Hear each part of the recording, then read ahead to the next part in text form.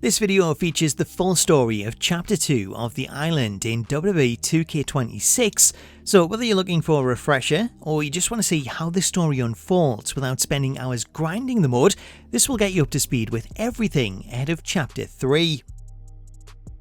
Chapter 2 picks up where we left off at the end of Chapter 1 with the reveal of the Order of Malice, as the player receives a video message from McIntyre who claims that the other three orders don't have the creativity and the vision to take advantage of the island's true powers, with Drew mocking the other faction leaders with their own action figures. He ends the message telling everyone to fall to their knees as they watch Malice rise. After receiving Drew's message, we make our way to the Order of Anarchy headquarters for a meeting with CM Punk. Punk tells us how Malice have already recruited a lot of forces and built up their strength, noting that we need a larger force than just the Order of Anarchy to take them on. Bobby Newton suggests that we team up with the other orders to take on a common enemy, though Punk isn't so sure that they'll be willing to team with us after accusing them in Chapter 1. At that moment, Rhea Ripley enters the locker room, accompanied by the Hex Sisters, and they tell Punk that Shadows will fight alongside them as they can't risk Malice gaining control of the power that took over Roman Reigns. Before we can work together though, Bobby Newton wants to see who he's fighting with and sets up a tag team match with a player teaming with Delilah to take on Bobby and Nikki Cross. After a successful match, Punk wants to plan where to strike Malice first, with Rhea revealing that Malice are obsessed with the scrapyard and the powers that it holds. Bobby says he's heard the same, and that defeating one Malice member leads to more showing up, so it's not going to be easy to drive them away. Testing the new alliance, the player teams with Rhea and heads to the scrapyard, where they find themselves dropped straight into a matchup with Malice members JC Jane and Montez Ford. After knocking them out, the rumours prove to be true as more Malice members show up to take their place, including Naomi and Ricky Saints. After pushing back Malice's forces, Punk thanks Rhea for standing with Anarchy, though they still think they'll need the help of the Order of Tradition if they want to put an end to Malice. Before we go asking for forgiveness, Rhea tells us that the Hex Sisters have a supernatural plan that they need help with, so we make our way over to Shadows. Inside, Dahlia tells us that Delilah has read the cards and found a way to stop the dark clouds that are gathering over the island, revealing that powerful artifacts are drawn here and become even more powerful as she cites the Undertaker's urn, Triple H's sledgehammer and the Fiend's lantern. The sisters then tell us of an even more powerful artifact called the Crimson Amulet, which is a throwback to 2K24's My Rise story, where the amulet granted the wearer great power, but came at the cost of draining their soul and releasing a manifestation that embodied all the dark powers throughout the history of WWE. Delilah reveals that the amulet has made its way to the island, and that they need the amulet's power to help in defeating Malice. As Asuka and Alexa Bliss have felt the power of the amulet in the past, they can help finding it, but the player will have to be the one to handle it. Before they'll help, the sisters want to check our chemistry, leading to a quick triple threat match. After the match, Alexa warns us that the power of the amulet can drive people mad, with Asuka telling us of the hunger that it will unleash. Pulling a card, Delilah reveals the Hierophant and tells us that the card points to the Custodian, who she believes has more details on the location of the amulet. Seeking out the Custodian, he tells us that Malice were just here accosting him, as they too were seeking the amulet, which she claims is hidden somewhere within the scrapyard. This sets up a 6-player brawl, as the player, Asuka and Alexa all team up to take on Liv, Rusev and Raquel for the right to search the scrapyard. After knocking out each of them, we begin searching the scrapyard and come across a large totem with the amulet hidden inside.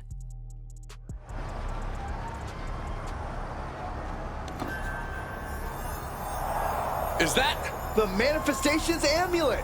Has that been in the scrapyard this whole time? Good God, I remember the last time we saw that thing. What are they up to? Like it or not, I fear we'll soon find out. Returning to the Order of Shadows, Asuka warns Delilah about wearing the amulet, though she claims it's only for safekeeping. Alexa tells us how the amulet has been calling her ever since she arrived on the island, and how it's starting to give her nightmares. Ignoring the warnings, Dahlia continues to wear the amulet, only for its power to start to show as the amulet begins twisting her mind. We are not Asuka or the captain. We are the Sisters Hex, and the darkness answers to us. Dahlia, just take off the amulet. You'd like that, wouldn't you? Both of you. You don't want to fight Malice. You want this power for yourselves. To stop the power completely taking over Dahlia, we find ourselves in a match against her to try and take back the amulet. After defeating her and saving her from its power, we then receive a video message from Malice. After seeing us with the amulet, Becky wants to claim it for Malice and challenges us to take on Seth Rollins for its possession. Back in Shadows, Delilah has a new plan. She wants to give the amulet to Malice and let it corrupt them the same way it tried to corrupt Dahlia. This leads to the introduction of Cody, who overhears the conversation and thinks it's a bad idea to give them the amulet. Delilah tells us that the cards show that something terrible is on the way, and to stop whatever it is, the stone needs to be in Malice's hands. As well, it looks like it gives the wearer power, all it really does is take. Rather than hand the amulet over and have it look suspicious, the plan is to lose to Malice so that they take the amulet without asking any questions. This leads to a matchup against Seth Rollins, where, as planned, we throw the match and let him win. After the match, Cody continues to question the plan, though the sisters claim it will save us. Even if we can't see the path just yet, we just have to wait it out in the shadows. Heading back to Anarchy, we speak to Bobby Newton, who has a plan of his own, as he wants the player to infiltrate Malice and go undercover, as he thinks the only way to win the war is to have a soldier on the inside. To get their attention, Bobby wants us to make some waves in the Malice Tower, so that's where we're going next.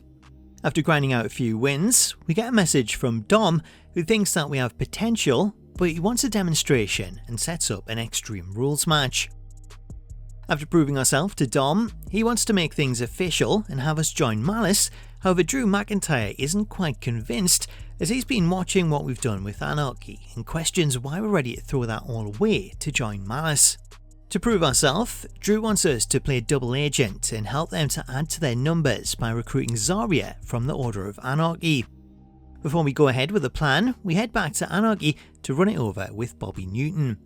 He says that he trusts Zaria and doesn't think she'll join Malice, but he gives his blessing to set up a tryout match with a player teaming with Zaria to take on Dom and Liv. After a successful tryout, Drew congratulates us and plans to have a chat with Zaria about joining, suggesting that the player pass the time by tagging up the island. This leads to a side quest, which is the reverse of Chapter 1, as the player is tasked with tagging each of the districts and spraying the Malice logo. Catching us in the act, the custodian finds us tagging the Order of Shadows and comments that it feels like it was just yesterday that we were cleaning up the tags, but now we're here making a mess for him to clean up. After tagging each of the districts, we head back to Malice's headquarters, where Drew's impressed that we're still here and tells us that we won't have a problem as long as we don't get in his way. Drew reveals that Zaria turned down the chance to join Malice, with Becky then interjecting and telling us that when someone closes a door, it only opens a different one, and that on the other side of that door, we're going to show what happens when you stand across from Malice. Drew then congratulates us on becoming an official member of Malice and sets up a match to show what we can do. The matchup is a fatal 4-way match, with Zaria, who's now Malice's prisoner, suspended above the ring in a shark cage. After the match, we head back to Anarchy to update Bobby. However, before we can tell him, he surprises us with Anarchy's latest member, Marshall Thompson. Telling Bobby about Zaria, he comes up with the idea to take him to Malice and offer an exchange, as he sees himself as a bigger prize.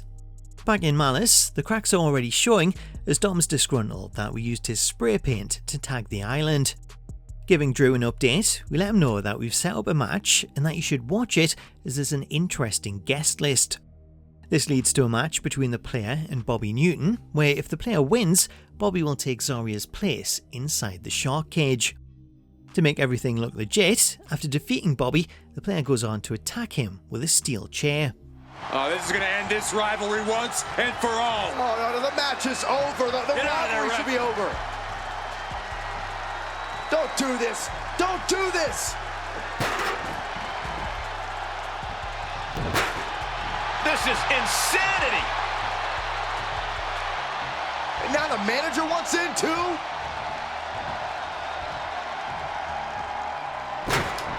Can somebody stop these two? Back at Malice's headquarters, Drew is impressed and sees Bobby as a much better trophy, so he tells us to go have some fun and suggests tagging Bobby's mural now that he's out of the picture.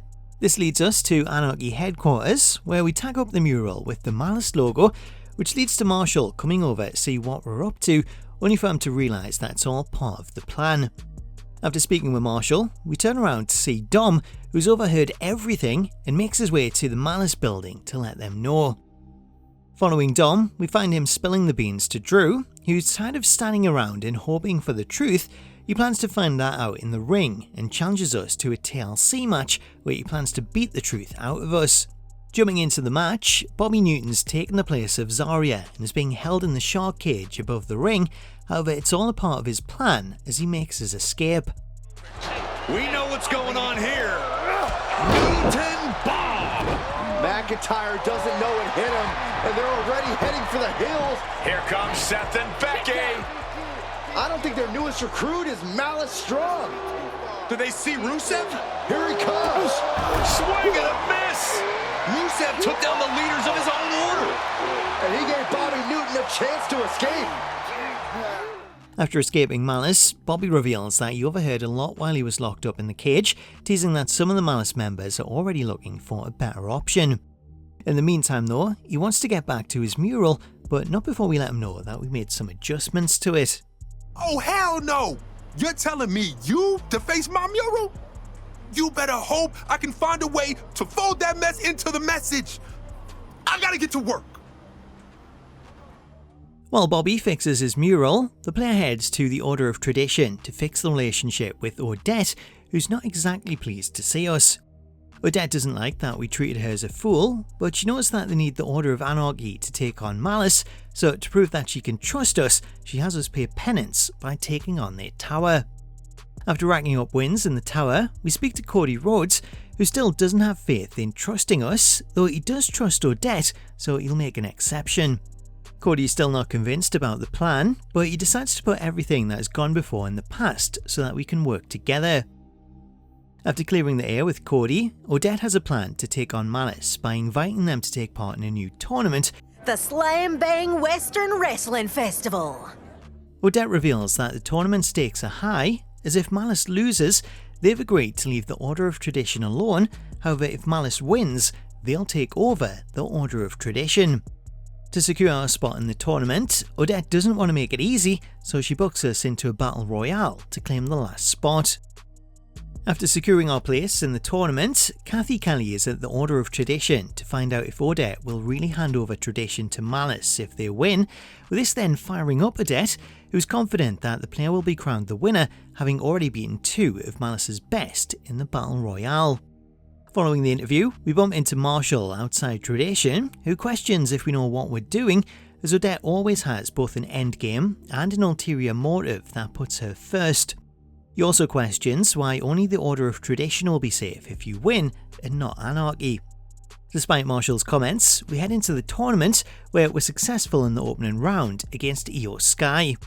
Before we can celebrate though, we receive a video message from a confident Becky Lynch who accepts the invitation to be a part of the tournament and claims that she plans to win it herself by making the opponents tap out. Next up, we have a second round match against AJ Styles, with the player once again coming out victorious and booking their place in the semi-final. Before the match, we speak with Odette, who's starting to get a little worried as Becky's already booked her place in the final, and if we lose the next match to Solo, Malice will be guaranteed to win. Staying confident, we reassure Odette that we'll win, to which she agrees, but says she's not dumb enough to think that Malice will keep their word, though that will allow them to pull off the real plan, as this has never been about the festival.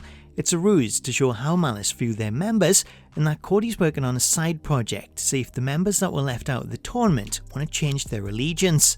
With that said, next up is the semi-final and a victorious outing against Solo Sikoa to book a place in the final. Before the final, CM Punk wants everyone to meet up, as he's worried that they're one match away from Malice doubling their territory. Rhea agrees, as Malice could pull anything in the final match, and if they lose, there's no way they'll honour the terms. Odette claims that nobody needs to worry, as she has an ace in the hole, leading to the reveal of Marshall Thompson, who appears in his old referee gear, as Odette's pulled some strings to have him referee the match, though he's not going to be doing anyone any favours. Heading into the final match of the tournament, the goal is to defeat Becky Lynch and put an end to Malice so that they leave Tradition alone, and after wearing her down and locking in her own submission move, Marshall takes things into his own hands. She's in her own submission. Becky Lynch taps out to her own move. Becky didn't tap, but it's pretty clear that not only does Becky know it, so does her opponent. And so does the referee.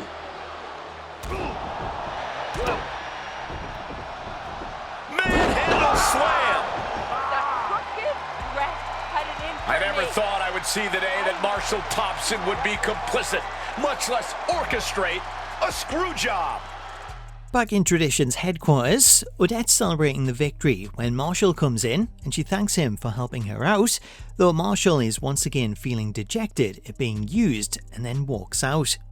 After Marshall leaves, Cody appears and tells us that the plan worked and that various members of Malice were frustrated by Becky's showboating and being left out of the festival, so they've now returned to their former orders. Once Odette leaves, we ask what the deal is between Odette and Marshall, with Cody claiming that it all comes down to them not seeing eye to eye and not talking about how they feel, as it's left them in a vicious cycle. He also alludes to something that went down in Tampa, which, when questioned, it reveals that Odette had a big championship match that was set to be the biggest night of her career, though she was screwed and never got another chance, leading to her taking on the role of booking matches rather than wrestling so that she could remain in control. Heading back to Anarchy's headquarters, CM Punk reveals that the Orders are setting up one big attack, but before it takes place, we need to make a mark in the Malice Tower, which leads to another session grinding out wins. After racking up points in the Malice Tower, we return to the Anarchy headquarters for a meeting, only to find that CM Punk, Cody Rhodes and Rhea Ripley have all gone missing. At that point, a video appears on the TV and Malice reveal that they're the ones behind the disappearance. I see 3 orders who don't deserve the promise and possibility of the island. I also see 3 orders who seem to be without their leaders. What happened there? Oh, that's right! The Order of Malice captured them all! CM Punk, Rhea Ripley, and even precious Cody Rhodes belong to us now. You may be united, but you're all on your own. After the video, Marshall is intent on storming Malice, but Bobby and the sisters think we need a plan. Marshall comes up with the idea of taking over the scrapyard to get their attention, which leads to another session grinding out matches, this time in the scrapyard.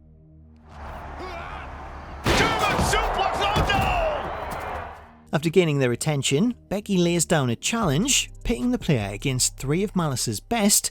If we win, she'll free the leaders, but if they win, we have to leave the island for good. The ultimatum sets up a final gauntlet match in the scrapyard, where we take on Seth Rollins, Drew McIntyre and Becky Lynch, as the leaders are tied up and watching on in the background. After knocking out Drew, Seth and eventually Becky, we're successful in defeating Malice and make our way up the platform to untie them. The leaders of the other orders can finally be released, Michael.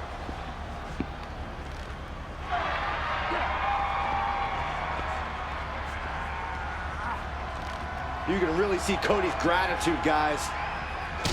That's not gratitude, Saxton. That's betrayal. Rhea and Punk won't stand by, and Randy Orton out of nowhere. Becky Lynch has got to be wondering what's going on.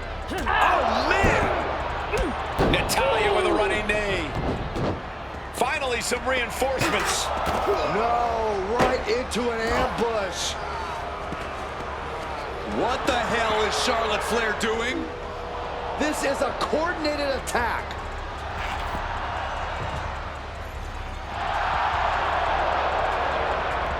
That's Stephanie McMahon. With enforcers? And 4 orders laying at her feet.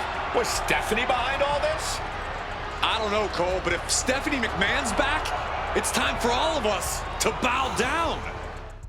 Following the cutscene and the reveal of Stephanie McMahon and her enforcers, this brings about the end of Chapter 2. So that's the complete story of Chapter 2 of The Island in WWE 2K26. Let me know what you thought of it in the comments and your predictions for Chapter 3. Until next time though, thank you so much for watching this video, have yourself an awesome day, and I'll catch you later.